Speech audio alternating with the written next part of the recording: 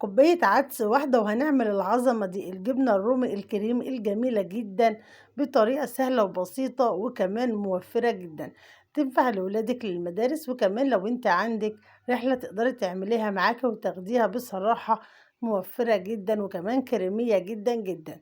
هنعملها بكوباية عدس واحدة، بصراحة النتيجة أبهرتني.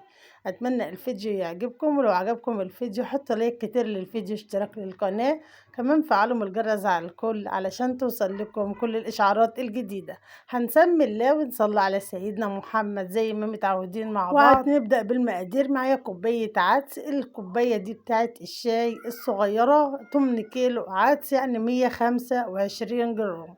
تمام. طبعا العدس بتاع العدس الأصفر العادي اللي احنا بنعمله بنجيبه من عند العطار أو من السوبر ماركت، وبنبدأ نعاير كوباية واحدة. طبعا لو انتم هتضاعفوا الكمية تقدروا تضاعفوا المكونات.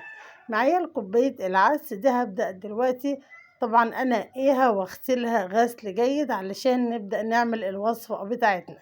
بصراحة انا بفضل ان اسلق العدس، لكن في ناس تانية بتفضل اللي هي تنقعه وتبدأ تكمل الوصفة بيه وهو منقوع. بس لما بنسلقه بيكون افضل، لان طبعا بنقدر نستبعد ريحة العدس خالص، وطبعا في السلق اي نكهة بتبدأ اللي هي تتطير مع البخار. طبعا كوباية العدس ديت بسيطة جدا ومش غالية ومش مكلفة، وهنقدر نطبق بيها الوصفة. هنبدأ دلوقتي نطبق وصفتنا مع بعض. هنجيب حلة، وتفضل تكون الحلة ألمونيوم علشان نقدر اللي احنا نطبق فيها الوصفة بكل سهولة. طبعا ما ينفعش نعمل الوصفة دي في حلة تيفال أو كمان حلة جرانيت. بنفضل الألمونيا علشان ما بيلزقش فيها العدس، وكمان لو ما بيعملش أي ريحة غير مستحبة. اغسل كوباية العدس وحط عليها كوبايتين مية، وهحطها على النار لحد ما تشرب كوبايتين المية وكمان العدس معايا طيب. هبدأ أنزل في شوشة الخلاط بكوباية العدس اللي أنا سويتها، وكمان هنزل عليها بمعلقة من الدقيق، معلقة واحدة. وهضيف كمان نص معلقة من الكركم علشان طبعا يديني اللون الجميل بتاع الجبنة الرومي. وفي الوقت دوت كمان معايا كوباية من المية، وكان عندي كده كام قطعة من هم أقل من 8 كيلو من الجبنة الرومي. طبعا تقدري تضيفي الكمية اللي انت عاوزاها وكده. وهنبدأ نضيف كمان نص معلقة صغيرة من الملح، وهنبدأ ناخد الخليط دوت على الخلاط وهنخفقه مع بعض خفق جيد. كمان العدس انا مسوياه، يعني مش هحتاج ان انا اصفي الخليط دوت بعد ما اضربه، لان هيكون كريمي جدا معايا. ضفت كوباية من المية علشان أبدأ أحرك الخليط دوت، لأن طبعا العدس الكوبايتين المية اللي أنا حطهم على العدس شربهم خالص، وما شاء الله كان مستوي جدا. معايا الخليط بتاعي أصبح كريمي، هبدأ أرجعه في الحلة اللي أنا كنت سالقة فيها العدس. وأنا ضفت على فكرة نص معلقة صغيرة من الملح علشان طبعا أدي للجبنة الطعم الجميل بتاعها. وهنا التقليب مستمر، هفضل اقلب كده، والنار معايا في الاول بتكون عالية وبعد كده بهدي النار علشان الجبنة بتاعتي تربط كده، وكمان ما تشدش معايا او ما تتلسعش، علشان لو شطت هتدي ريحة غير مستحبة.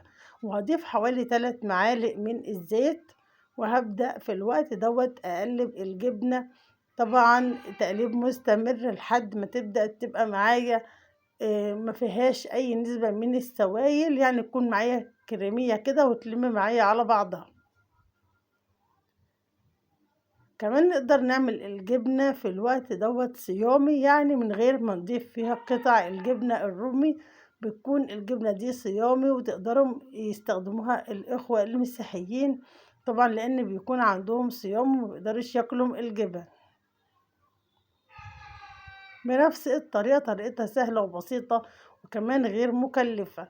وهنا جبت كده طبق غويط شوية عشان يديني شكل الشكل البيضاوي دوت، ودهنته كده مسحة من الزيت، وهو ما كانش محتاج بصراحة. ونزلت بالخليط بعد ما الخليط معايا ما شاء الله بقى كده متجالس كده ومتماسك. وهسيبها كده من بالليل للصبح في التلاجة على رف التلاجة، والصبح هنشوفها مع بعض ونبدأ نقطعها. بصراحة موفرة جدا، كمان تنفع لأولادك للسندوتشات، وكمان العدس ما بيبانش طعمه فيها خالص. ممتازة جدا جدا. أتمنى ان انتم تجربوا الوصفة دي بطريقتي، ولو عجبتكم الفكرة حطوا لايك كتير للفيديو، اشتراك للقناة، كمان فعلوا الجرس على الكل علشان توصل لكم كل الإشعارات الجديدة. كمان لو انتي أول مرة تجربيها ممكن تجربيها في كمية بسيطة، ولو عجبتك تقدري اللي انتي تعمليها لولادك. لسندوتشات المدارس موفرة جدا طبعا، الأسعار بقت غالية جدا، كمان أسعار الجبن رفعت. تقدري تعملي وصفات موفرة طبعا لأولادك للمدارس. كمان لو انت عندك رحلة تقدري تاخديها معاكي، تقطعيها كده وتحطيها في علبة، بتكون ممتازة جدا.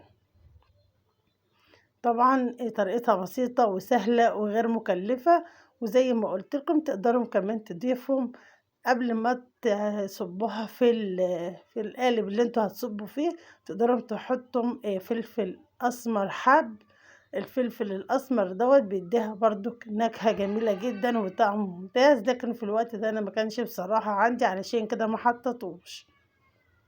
لكن ما شاء الله العدس مع الكركم بيدي نفس اللون الجميل، هي كريمية جدا ما شاء الله ممتازة. يعني كانت عايزة تقعد كمان شوية في التلاجة علشان اقدر اقطعها كده، بس هي ما شاء الله بتتقطع معايا بكل السهولة زي ما انتم حبايبي كده شايفين. ممتازة جدا جدا، وكمان موفرة جدا. طبعا تعمليها لأولادك للمدرسة هيحبوها، وهتكون موفرة جدا. وصفة سهلة وبسيطة واقتصادية، نقدر نعمل الوصفات السريعة دي لأولادنا اليومين دول ما شاء الله جميلة جدا. وكمان العدس من البقوليات المغذية، وطعمه كمان مش واضح فيها خالص ما شاء الله ممتازة جدا زي ما انتم شايفين. وكمان متقطعة بطريقة جميلة جدا ومتماسكة، وتقدري انت تحطيها عندك في التلاجة، يعني تقعد حوالي 3 4 أيام، مش هتقول عني ومش هيجرى لها أي حاجة. كمان كوباية العدس ده عملت حوالي كيلو من الجبنة، ممتازة جدا. تقدري كمان تضيفي بقى أي كمية جبنة رومي انت عايزة تحطيها، كل ما بتزودي الكمية طبعا كل ما بتكون النتيجة أفضل وأحسن. أتمنى إن شاء الله أن تكونوا استفدتم من الفيديو.